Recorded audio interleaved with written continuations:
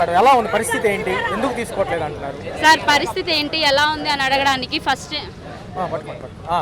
మీరు ఉన్నారు మేము ఇస్తాము ఉద్యోగాలు అని చెప్పారు. చదువుకున్న వాళ్ళు పీజీలు చేసిన వాళ్ళు 5%, డిగ్రీలు చేసిన వాళ్ళు 10%, ఇంటర్ 10th అని చెప్పి వివరాలుగా మీరు క్వాలిఫికేషన్తో సహా అనౌన్స్ చేశారు. మరి అప్పుడు ఉన్న మనుషులు ఇప్పుడు ఏమైపోయారు? పేరే పెట్టలేదన్నారు. పేరు లేని వాళ్ళకి వర్క్లు ఎలా చెప్పారు? వరదల్లో ఎలా యూజ్ చేశారు? ఇప్పుడు మాకు ఉద్యోగాలు ఉన్నాయి, చదువుకుంటున్నాం అని మేము చదువుకున్న వాళ్ళమే, చదువుకోలేదు మేము అనట్లేదు. కానీ మాకు కొన్ని పరిస్థితులు ఆడవాళ్ళం బయటకు వెళ్ళలేము, వెళ్తే టైంకి వచ్చి పిల్లల్ని ఇంట్లో వాళ్ళని చూసుకోలేము మేము. అందుకని మా దగ్గరలో ఉన్న ఈ ఉద్యోగం మాకు ఏదో రకంగా ఆదుకుంటుందని మేము చేస్తూ వచ్చాము.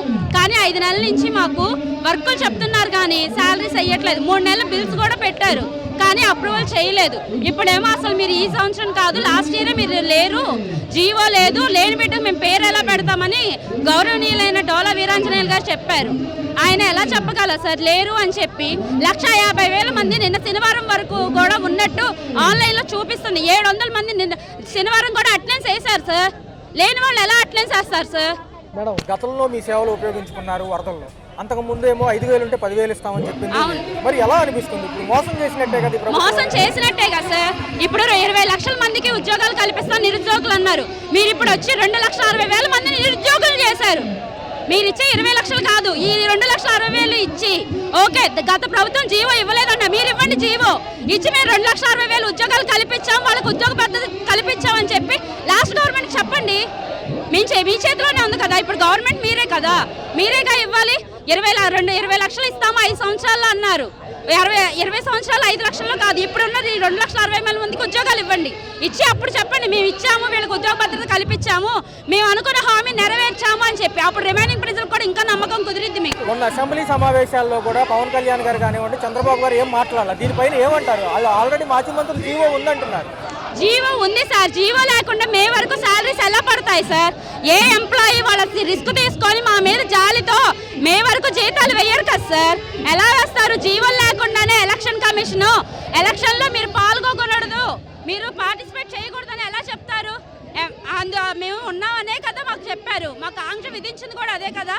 మేము పనిచేసింది జనాలకి సార్, జనాలను అడగండి. ఇప్పుడు ఇబ్బంది పడేది కూడా జనాలు, ఎమ్మెల్యేలు ఎంపీలు కాదు, ఇబ్బంది పడేది జనాలు. వాళ్ళకి ఏదైనా ఇన్ఫర్మేషన్ తెలియాలన్నా, వాళ్ళు కొంచెం దూరం వెళ్ళాలన్నా వెళ్ళలేరు. కొంతమంది వెళ్ళగలరు, చేసుకున్న వాళ్ళు చేసుకుంటారు, చేసుకోలేని వాళ్ళ పరిస్థితి ఏంటి? వాళ్ళకి హెల్ప్ చేసింది మేము కాబట్టి మమ్మల్ని వచ్చి అడుగుతారు. ఇవాళకి కూడా ఫోన్ చేసి NPCA లింకులు చేసుకోవాలంటమ్మా, మేము చేసుకోవాలా వద్దా ఏంటి ప్రాసెస్ అని మమ్మల్ని అడుగుతున్నారు. వెళ్ళి ఏ ఎమ్మెల్యేలో ఎంపీలలో మినిస్టర్లో అడగలేరు కదా, వాళ్ళు వెళ్ళి ఎవరికి పర్మిషన్ ఇవ్వరు కదా. ఇప్పుడు డిప్యూటీ సీఎం గారిని వెళ్ళి అయ్యా మేము చేసుకోవాలని ఎవరైనా వెళ్ళి అడగగలరా సార్? మీ ప్రజా కార్యకర్తలు తప్ప ఇంకెవరైనా వెళ్ళి అడగగలరా? కానీ జనాలు వచ్చి మమ్మల్ని అడుగుతారు. మమ్మల్ని పార్టీ పరంగా చూసింది వాళ్ళు, వాళ్ళ ఎడుగులలో మనుషుల్లా చూసి వాళ్ళకి హెల్ప్ చేసే వాళ్ళ చూసే చేశారు. ఇప్పుడు మాకు మా ఉద్యోగాలు కావాలి. మీరే అన్నారు కదా ఉద్యోగ పద్ధతి కల్పిస్తామని. మే వరకు జీవో లేకుండా శాలరీస్ ఎలా పడినాయి?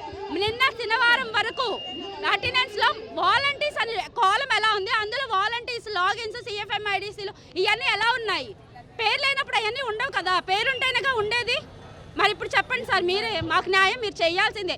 ఇప్పుడు చాలా మంది అందరూ ఉన్నది ఆడవాళ్ళే, చదువుకున్న వాళ్ళే ఉన్నారు. కానీ బయటికి వెళ్ళి చేసుకోలేని పరిస్థితుల్లో దాన్ని నమ్ముకొని పిల్లల్ని చూసుకుంటూ ఇంట్లో పెద్దవాళ్ళని చూసుకుంటూ వాళ్ళని మాకు వీలైనప్పుడు జనాలకు సహకారం చేస్తూ ఉన్నాం సార్. మాకు ఉద్యోగాలు బయటికి వెళ్తే ఇస్తారు, వెళ్తే టైమింగ్స్ ఉంటాయి, ఆ టైమింగ్స్ ఎంతైనా వస్తాయి. నేను MSc చేశాను సార్, నేను PG చదువుకున్నా, కానీ నేను బయటికి వెళ్ళి చేసుకోలేను. మా మదర్ క్యాన్సర్ వల్ల నేను ఇంట్లో ఉండే వాళ్ళకి చేసుకుంటూ నా చిన్న బిడ్డ నెల బిడ్డకి నేను చేసుకుంటూ నేను ఇంట్లో ఉండి 5,000తో నేను చేసుకొని వచ్చాను. ఇప్పుడు బయటికి వెళ్ళలేము. మా ఉద్యోగ పద్ధతి మాకు కల్పించే వరకు మేమైతే వదలం సార్, మాకు కల్పించాల్సిందే. ఇప్పుడు 5 నెలల నుంచి మేము 5 సంవత్సరాలు ఉన్నాం, మా ఏజ్ కూడా అయిపోయింది. ఇప్పుడు బయటికి వెళ్ళి ఉద్యోగాలు చెయ్యాలి ప్రైవేట్లో అంటే 30 ఏళ్ళ లోపు లేదా 25 ఏళ్ళ లోపు. ఇప్పుడు గడిచిపోయిన కాలం మేము తీసుకురాలేం కదా. మీరు ఉద్యోగాలు ఇవ్వండి, మీరు పనులు చెప్పండి, పని చెయ్యట్లేదు వీళ్ళు అంటే అప్పుడు తీసేయండి, అప్పుడు యాక్షన్ తీసుకోవాలి. మేము వర్క్ చేయనప్పుడు, అంతేగాని మీరు ఏమి చెప్పకుండా చేయకుండా మేమేం చెప్పలేదు చేయలేదు అక్కడ కూర్చొని కాదు, జనాల్లోకి వచ్చి ఈ రోజు కూడా అడగండి. మీ వాలంటీర్ నిన్న కాక మొన్న వచ్చి మీకు ఏమైనా చెప్పిందా లేదా? మీరు అడిగితే ఇన్ఫర్మేషన్ ఇస్తుందా లేదా? అది మీరు ఇలా వర్క్ చేయట్లా, వీళ్ళ పార్టీలో ప్రచారాలు చేశాను వాళ్ళ నోటి వాళ్ళు చెప్తే అప్పుడు నమ్మండి సార్. ఏమంటున్నారు? గత ప్రభుత్వాలు మిమ్మల్ని ఉపయోగించుకున్నాయి, గత ప్రభుత్వాల్లో జీవో ఉన్నప్పటికీ లేదంటున్నారు. ముందేమో 10,000 ఇస్తామన్నారు కుటుంబ ప్రభుత్వాలు రాకముందు ఎలక్షన్ ప్రచారం. ఇప్పుడు ఏమంటున్నారు అసలు? మేము అడగకుండానే మీరు మాకు హామీ ఇచ్చారు కదా సార్, మరి ఎందుకు ఇప్పుడు వెనక్కి వెళ్ళారు?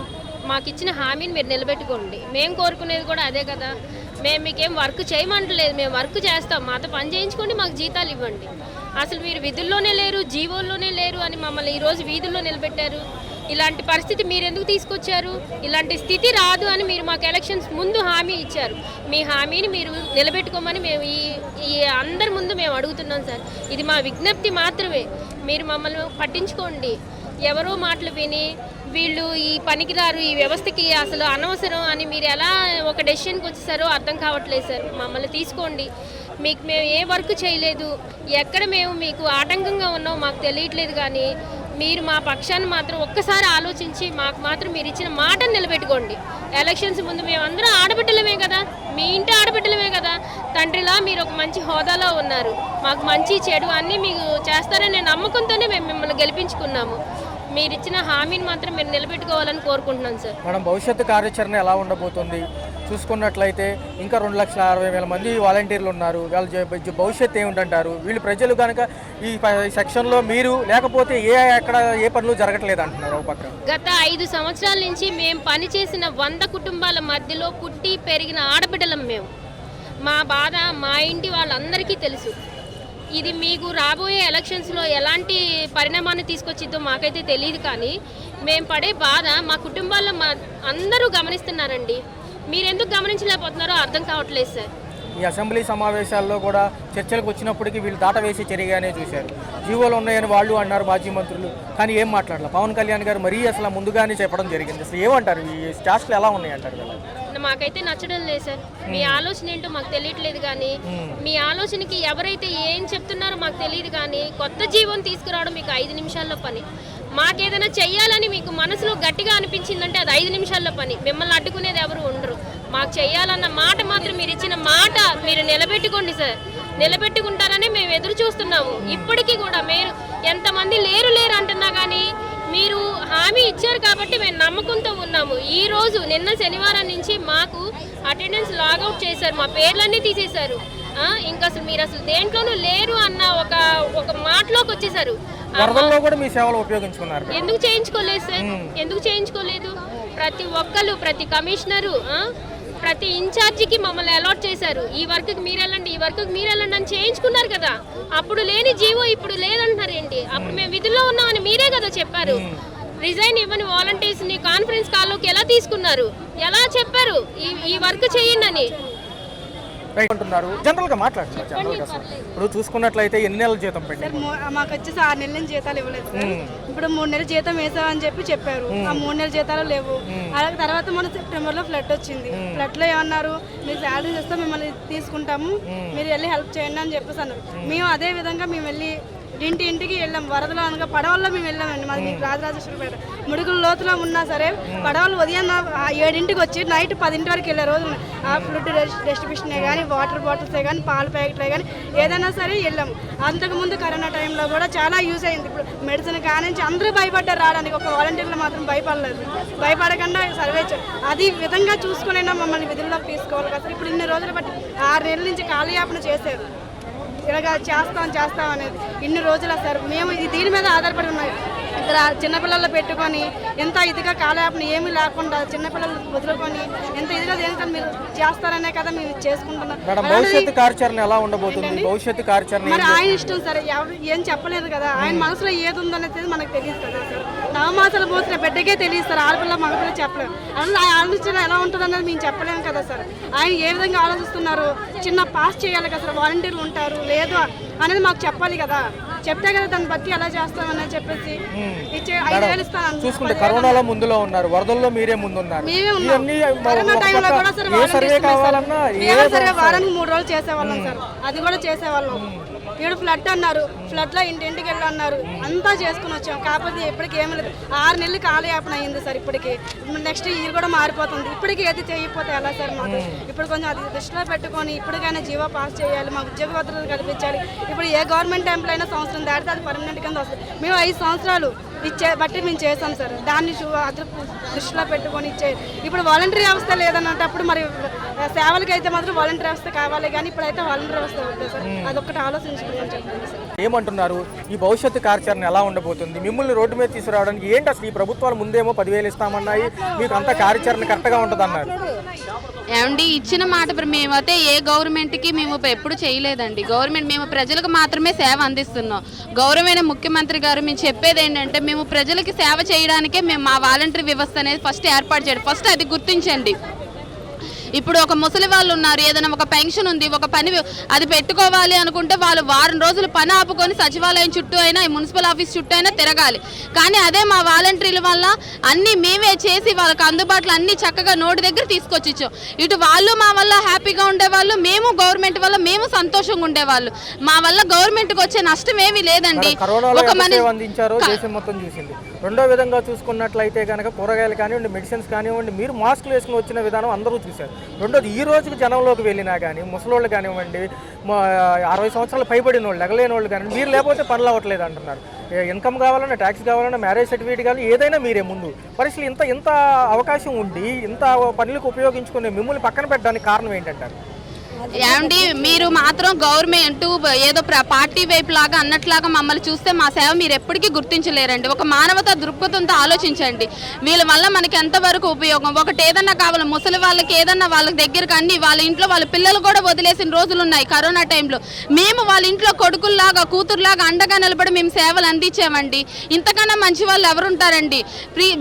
ఒకటండి, మీరు మమ్మల్ని పార్టీ వైజ్గా అయితే చూస్తే మా సేవను మీరు ఎప్పుడు గుర్తించలేరు. ఒక మనిషిగా మానవతా దృక్కుందా ఆలోచించండి. మీరు వరద టైంలో ఉంది, వరద టైంలో మేము అనుకొని మీరు జీతాలు ఇవ్వకపోయినా జీతాలు చెల్లిస్తారో లేదో కూడా మాకు నమ్మకం చెప్పలే. అయినా సరే మేము మానవతా దృక్పథంతోనే వచ్చి సేవలు అందించాము. అయ్యో వరదల్లో మేము అలాంటి వాళ్ళమే, మాలాగా తోటి జనం ఇబ్బంది పడుతున్నారే, అందించడం మా బాధ్యత అని మేము ప్రతి ఒక్కరికండి మాకున్న నేనైతే నా గురించి నేను చెప్పు 80 ఇళ్ళు ఉన్నాయి. మా 80 ఇళ్ళలో ప్రతి ఒక్కరికి న్యాయం జరిగేలా చూసామండి. ప్రతి ఒక్కరికి ఎవరికి ఎటువంటి లేకుండా మన అనుకొని ఫస్ట్ మేము మానవత్వంతోనే పనిచేస్తున్నామండి. మా మానవతా దృక్పథాన్ని గౌరవించండి. మీరు మాకు చెల్లించేది కూడా ఎంతో కాదండి. మేము 80 ఇళ్ళకి చేస్తున్నాం. ఒక ఇంటికి చొప్పున 100 రూపాయలు చొప్పున మీరు కేటాయిస్తున్నారు. అది అవతల వాళ్ళకి కూడా రీజనబుల్లే కదా. మీరు మా వల్ల ఎన్నో వేల కోట్లు అవుతున్నాయి. ఇదంతా తప్పు పద్ధతి అండి. ఒక మనిషికి మా వల్ల 100 రూపాయలు తీసుకొని ఎవరండి సర్వీస్ చేసేది నెల మొత్తం?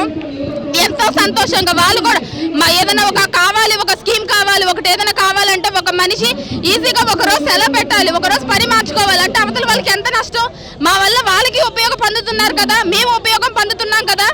ఇటు మాకు ప్లీజ్ మనుషులు మానవతా దృక్పథంతో ఆలోచించండి. చంద్రబాబు నాయుడు మీరంటే మాకు ఎంతో గౌరవం.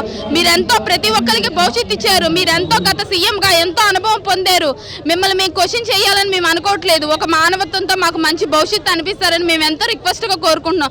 మీరు మాకు తండ్రి స్థానం లాంటి వాళ్ళు, మమ్మల్ని అన్యాయం చెయ్యొద్దు, రోడ్డు పాలు చెయ్యొద్దు. మా కష్టాన్ని ప్రతి ఒక్కరి కష్టాన్ని గుర్తించండి. ఇంతమంది ఆడవాళ్ళు హౌస్ వైఫ్లు పాపం ఎంతో చక్కగా ఇంతమంది మళ్ళీ దొరకమంటే ఇంతమంది దొరకరండి. సేవా దృక్పథంతో ఒక గవర్నమెంట్ ప్రతిపక్ష పార్టీ ఏ పార్టీ చేసిందన్నది కాదు ఇంపార్టెంట్. ఒక పద్ధతి, కొత్త పద్ధతి అనేది తీసుకొచ్చారు. ఏ ప్రభుత్వానండి ఆ కొత్త పద్ధతిని మనం సపోర్ట్ చేయడం మన బాధ్యత. నేను ఒక పౌరుడాలుగా మాట్లాడుతున్నాను, వాలంటరీ అన్నట్లు మాట్లాడలేదు. అది మంచిది అవునా కాదా? అది మనం గౌరవించాలి, అది మన బాధ్యత. ప్రతిపక్ష పార్టీకి చూస్తే మన ప్రజలకు సేవ అందించలేమండి. మీరైనా ప్రజలకు సేవ అందించడానికి సీఎం అయ్యారు. నేనైనా వాలంటరీ అయినా ప్రజలకు సేవ అందించడానికి వాలంటరీ అయినా. ఫస్ట్ అది గౌరవించండి. అది నాకు ఏ ప్రభుత్వం మీద కష్టపాటతే లేదు. మేము ప్రజలకు సేవ అందించడానికే వచ్చాం. మమ్మల్ని సేవకులుగా గుర్తించండి, మాకు న్యాయం చేయండి. మాతో పాటు ప్రజలకు కూడా అందుబాటులో ఉండే అవకాశాన్ని కల్పించండి. మీకు మంచి గుర్తింపు తెచ్చుకోండి. ఏమంటున్నారు? జనరల్ గా చూసుకుంటే ఈ జీవోలకు సంబంధించిన గొడవ ఏంటి? ఇంతకు ముందు తెలియదా వీళ్ళకి? యాక్చువల్గా పబ్లిక్లో వచ్చేసి నేను ఒక లోటస్కి సంబంధించిన వాలంటీర్ని. అక్కడ పెద్ద వాళ్ళు ఉంటారు లోటస్ ప్రాంతంలో, కానీ వచ్చిన ఒక వార్డు సచివాలయ ఎంప్లాయీని నమ్మరు. వాళ్ళు వెళ్ళినా సరే, ఏదైనా సర్వేకి సంబంధించి అయినా వెళ్ళినా సరే, వాళ్ళు వెంటనే వాలంటీర్ అయిన నాకు ఫోన్ చేసి, ఏంటమ్మా మీ సచివాలయం నుంచి వీళ్ళు వచ్చారు అని నాకు ఫోన్ చేసి నన్ను కన్ఫర్మ్ చేసుకొని ఆ తర్వాత వాళ్ళకి రెస్పాండ్ అవుతారు సార్. ఏంటంటే ఫస్ట్ వాలంటీర్ మీద ఉన్న నమ్మకం యాజ్ ఏ సెక్రటరీకి కూడా లేదు. అంటే పబ్లిక్లో మా మీద ఉన్న అంత పాజిటివ్ వైబ్స్ అయితే ఉన్నాయి సార్. Right madam. చూసుకుంటే మేడం మరి ఇన్నాళ్ళు సేవ అందించారు. ఒక పక్క వరదల్లో కానివ్వండి, కరోనా టైంలో కానివ్వండి, మొన్న 10,000 కూడా ఇస్తామన్నారు. ఇప్పుడు పవన్ కళ్యాణ్ గారు మొన్న సర్పంచుల సభలో మీకేమీ చేయలేకపోతున్నామన్నారు. అసెంబ్లీ సమావేశాల్లో చర్చించినా అది చర్చకు రాలేదు. ఏమంటారు అసలు? సార్ వరదల్లో వచ్చేసి మేము కూడా ఫ్లడ్స్లోనే ఉండి వచ్చాము. అక్కడ ఉండి మా పిల్లల్ని వదులుకొని మీరు వస్తేనే ఉద్యోగం ఉంటుందనే ప్రెషర్ మాకు వచ్చింది సార్. నైట్ 11ంటికి కూడా మాకు టెలికాన్ఫరెన్స్ జరుగుతూ వచ్చింది. స్పెషల్ ఆఫీసర్స్ని పెట్టారు.